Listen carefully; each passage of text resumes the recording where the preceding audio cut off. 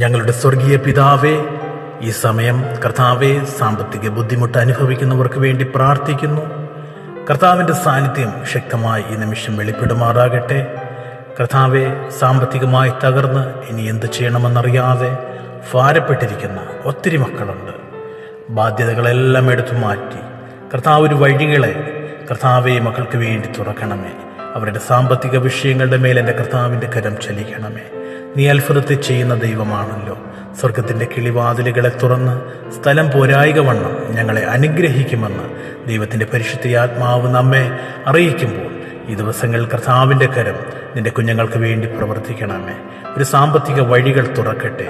ഒരു പുതുവാതിൽ അവർക്ക് വേണ്ടി സ്വർഗം തുറക്കണമേ. കർത്താവെ, അവർ ഭാരപ്പെട്ടിരിക്കുന്ന വിഷയത്തിൻ്റെ മേൽ എൻ്റെ കർത്താവ് അത്ഭുതത്തെ ചെയ്യുമെന്ന് ഞങ്ങൾ പൂർണ്ണമായി വിശ്വസിക്കുന്നു. സാമ്പത്തിക മേഖലകളിൽ കർത്താവിൻ്റെ കരം ചലിക്കണമേ. അത്ഭുത വീര്യ പ്രവൃത്തികൾ എൻ്റെ സ്വർഗത്തിലെ ദൈവം ചെയ്യണമേ. അവരുടെ വിഷയങ്ങൾക്ക് പരിഹാരമായി എൻ്റെ സ്വർഗത്തിലെ ദൈവം ഞങ്ങളിപ്പോൾ ഒരുമിച്ച് പ്രാർത്ഥിക്കുമ്പോൾ ആ പ്രാർത്ഥന കേട്ട് ആ വിഷയത്തിൻ്റെ മേൽ എൻ്റെ കർത്താവ് വലിയൊരു അത്ഭുതത്തെ ചെയ്യണമേ.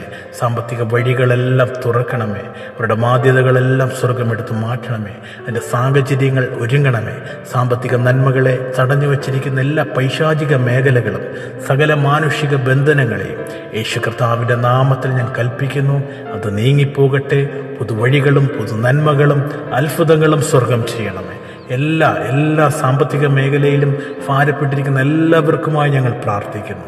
കർത്താവിൻ്റെ കരം അവിടെ ചലിക്കണം. ദൈവത്തിൻ്റെ സാന്നിധ്യം ശക്തമായി വെളിപ്പെട്ടതിനാൽ നന്ദി. സ്വർഗം ഒരു വിടുതലയച്ചതിനാൽ നന്ദി. യേശുവിൻ നാമത്തിൽ ആമേൻ.